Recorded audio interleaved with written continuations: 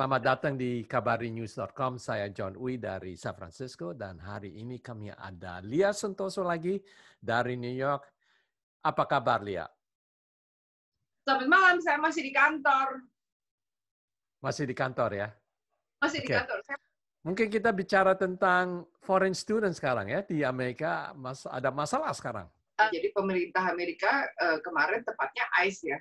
ICE itu memberikan pernyataan kalau para pemegang F1 dan M1 itu apabila nanti di fall semester kelasnya itu 100% online, maka orang tersebut tidak boleh lagi berada di Amerika Serikat. Nah, gitu. Lalu setelah itu hari ini Department of State mengissue juga sebuah pernyataan bahwa mereka sedang mengerjakan detail sebaiknya nanti mereka akan bukan kooperatif ya, tapi mereka akan mengissue visa sesuai keperluan, sesuai dengan aturan yang akan dimodifikasi seperti itu. Jadi aturannya adalah sebenarnya kalau menurut urutannya itu karena saya juga dari Boston dan MIT itu juga alma mater saya. Saya pernah dapat fellowship dari IDS Indonesia selama 1 tahun. Nah, jadi setelah mereka itu kejadian urutan itu seperti ini. Jadi pertama-tama mereka tuh mengeluarkan 100% fall itu akan online. Nah, setelah itu baru tiba-tiba peraturan itu yang dari ICE itu dikeluarkan, gitu kan. Nah, yang menarik di sini adalah sebetulnya the details itu belum di flash out. Jadi dalam arti begini, saran yang diberikan itu adalah begini, kalau misalkan you punya kampus itu tutup, bisa nggak kalau misalkan mengambil transfer ya setidak-tidaknya ke sekolah-sekolah yang memberikan in-person instruction untuk menghindari Anda mengambil 100% kelas online gitu ya. Nah, di mana di situ tuh ada, kalau student itu kan memegang di sini tuh dokumen yang namanya I-20. Nah, di I-20 itu hanya harus dijelaskan si I-20 tadi ya, dijelaskan bahwa tipe instruction diambil itu akan hybrid, yaitu ada yang online portion dan juga ada yang in-person instruction. Gitu aja sih sebetulnya. Karena argumennya adalah kalau misalkan Anda mengambil kelas online, berarti ya Anda kan bisa ada dimanapun gitu. You could be in Australia or you could be sitting in Timbuktu, you know, and as long as you have the internet, you will still be able to receive instructions. That's the thing. Tapi dengan COVID-19, kemungkinan besar kan akan online, bukan? Nah, ini sebenarnya fenomena yang menarik, and this is not a legal question. Karena jujur saja ya, saya sehari-hari di sini karena saya lokasinya di New York and everybody knows kita itu pusat coronanya dunia gitu kan.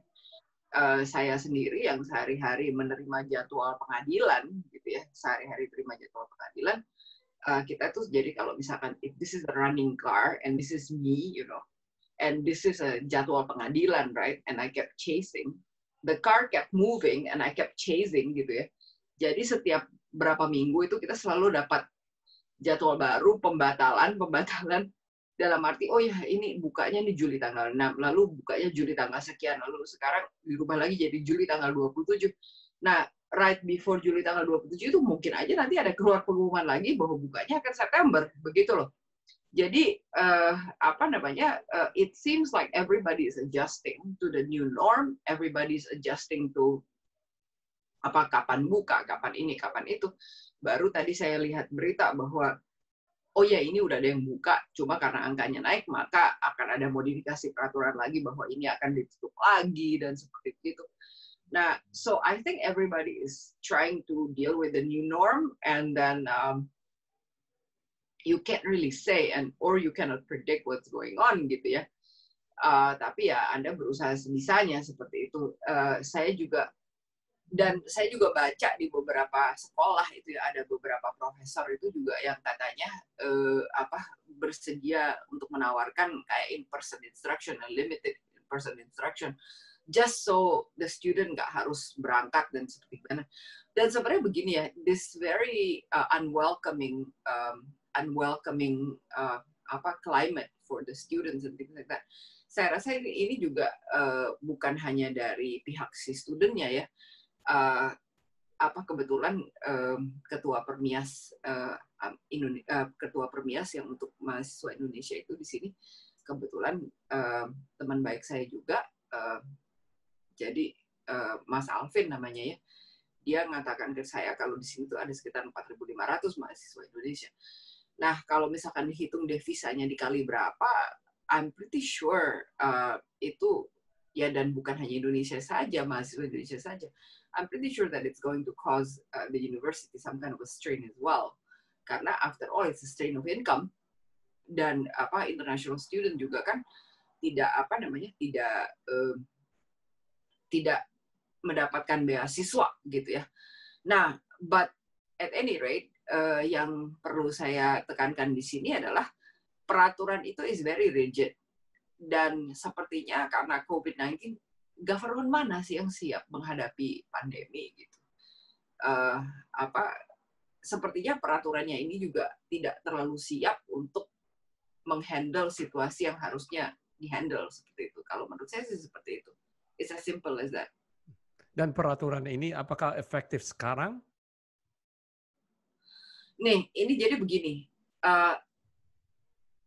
ICE itu kan jadi ini kita ngomongnya in short, yes, oke. Tapi kita lihatnya jangan seperti itu dulu ya. Kita belajar dari kerangka besarnya ya. Kerangka besarnya adalah begini. Kita tuh ada Department of Homeland Security. Ada Department of Homeland Security, di dalam situ ada ICE, ada USCIS, dan juga ada Custom and Border Protection, gitu ya. Di mana CBP itu di airport, ICE itu bagian enforcement, dan USCIS itu bagian services. Nah, yang di luar negeri itu ada Department of State yang tugasnya mengeluarkan visa. Jadi kalau struktur ini dipahami, maka it will be easier to understand why this is logical and this is not logical, gitu ya. Nah, di mana student-student itu kan semuanya diatur di SEVP, di CVIS, oke? Student Exchange Visitor Program, oke? Nah, jadi dari SEVP itu yang mengatur keberadaan si student itu tadi, gitu kan? Nah, jadi kalau misalkan ini masih bisa dimodifikasi, it's not the end of the world. You just have to do some kind of an adjustment. Gitu. Oke, jadi sebenarnya ini perintah dari Trump sendiri ke Homeland Security, bukan? Waduh, kalau bagian situ nggak ada yang bisa jawab. Nggak ada yang, and I'm not sure anybody would be able to understand that because suddenly, look, ada announcement. Tapi normally itu dari atas ke Homeland Security. Nggak mungkin Homeland Security bikin keputusan sendiri tanpa dari atas, bukan? Nah, ini saya jawab secara struktur aja ya, karena kebetulan yang saya jelaskan mengenai DACA kan seminggu sebelumnya akhirnya kan terjadi persis toh. Yang saya sempat katakan kalau DACA itu Trump masih bisa meresin DACA meskipun dia nggak bisa menyetop untuk pemberian DACA di saat yang sudah ada. Itu kan whatever I said secara konstitusi itu akhirnya terjadi. Nah, ini sekarang saya jawab konstitusi juga. Secara konstitusi ini beda cabang gitu loh. Sebenarnya kan cabangnya kan executive branch kan. Jadi Homeland Security juga ada executive branch seperti the president. Well, Homeland Security, the president can issue an executive order. Okay? The president can issue an executive order. But in this particular case, this is not an executive order. Right, it's not. Jadi bukan dari Trump, dari Homeland Security sendiri. This is from Homeland Security, but this is not an executive order yang Trump tanda tangan. Halo, dengan ini saya nyatakan seperti ini. Ya, tapi belakangnya ya we don't know. Gitu kira-kira kan. Legal-legal aja deh. Oke, seandainya jadi sekarang kelihatannya di State Department ya. Jadi State Department yang tentukan bagaimana pelaksanaan, bukan? No, State Department itu punya jurisdiksi untuk mengeluarkan visa dari luar negeri bagi anak-anak yang akan masuk ke Amerika, gitu ya. Oke. Jadi sekarang beradanya di mana untuk foreign student? Karena sekarang regulasi kan sudah dikeluarkan oleh ICE kan? Nggak, gini-gini dulu. Bedakan dulu. Jadi yang dari luar negeri mau ke Amerika, itu jurisdiksinya adalah dengan Department of State. Yang ada di Amerika, jurisdiksinya ada di SCVP. SCVP itu ada di bawah Homeland Security. Oke, kita omong yang dalam negeri, sebab di daerah Boston sama New York ada lebih dari 4.500 students kan, Indonesian students. Indonesian student itu seluruh Amerika, itu catatannya sekitar 4,500. Oke, jadi 40,500, bukan? 4,500. Oh, 4,500, seluruh Amerika. Jadi status mereka bagaimana sekarang? Ya tergantung, are you going to take classes online only or not? Ya, tapi seandainya sekarang universitas dengan COVID-19 semuanya online, bagaimana? Oh, nggak semuanya online. Ada yang masih bisa ambil instructional kok. Itu setiap kampus itu punya aturan masing-masing. Apakah mereka akan 100% go online? Apakah tidak gitu. Ada kampus-kampus yang belum 100%. Nggak, lebih tepat begini. Ada kampus-kampus, sepengetahuan saya, yang belum mengumumkan, ya, oh ya kita bakal 100% online. Itu belum. Ada kampus-kampus yang belum melaksanakan itu. Dan seandainya online-nya 90% dan 10% ke sekolah, ya, itu bagaimana itu statusnya? Itu yang masih jadi pertanyaan, karena di pengumuman ICE kemarin memang ada tulisannya hybrid, gitu kan. Nah, hybrid itu apa maksudnya? Gitu. Jadi kita masih tunggu keputusan dari ICE kalau begitu. Nah, ini begini, kalau misalkan you mau menunggu keputusan dari ICE, gitu kan ya, itu kan sebetulnya harus di-define itu apa, gitu loh. Nah, jadi kita tunggu aja direktif berikutnya. This is actually still a hot and a ongoing issue. So in this case, I think the best way untuk foreign student yang ada di Amerika adalah make sure university yang mereka akan attend bisa juga datang ke sekolah, bukan saja semuanya online, ya. Begitu kira-kira.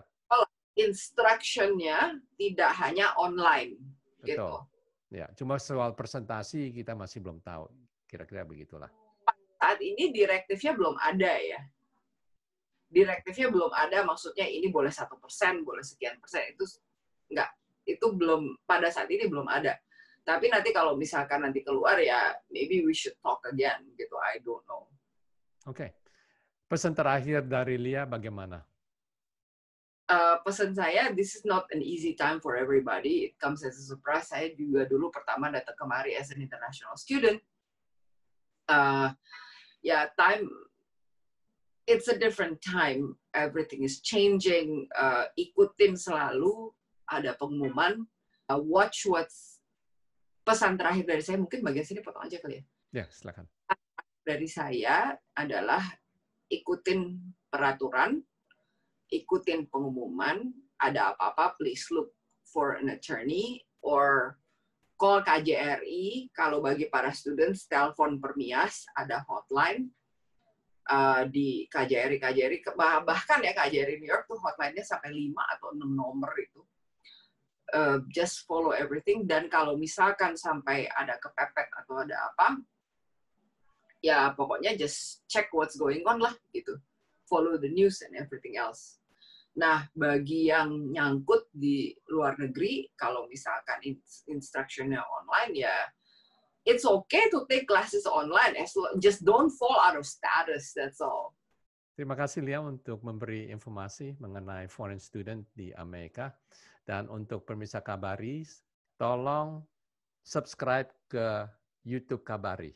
Oke, kita akan banyak informasi ke depan dengan Lia Sutonso. Sampai kita berjumpa lagi. Thank you.